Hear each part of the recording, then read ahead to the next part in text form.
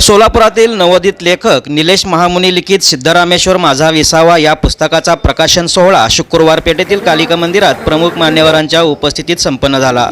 कार्यक्रमाच्या अध्यक्षस्थानी ज्येष्ठ पत्रकार दशरथ वडतिले तर प्रमुख अतिथी म्हणून गिरीश देवरमणी, चंद्रकांत वानकर, विनायक महेंद्रकर, चंद्रकांत वेदपाठक, वसंतराव महामुनी शिवसेना जिल्हा उपप्रमुख, प्रताप चव्हाण, महेश भैया धाराशिवकर, निलेश धाराशिवकर यांची प्रमुख उपस्थिती होती। निलेश महामुनी यांनी ग्रामदेवत सिद्धरामेश्वर यात्रेतील मानाच्या 4थ्या नंदीध्वजावर विसावा पूर्ण केला होता। त्या प्रसंगाचे क्षण पुस्तकात शब्दबद्ध केले असून हे पुस्तक प्रत्येकासाठी प्रेरणादायी असल्याचे मत ज्येष्ठ पत्रकार दशरथ वडतिले यांनी मांडले।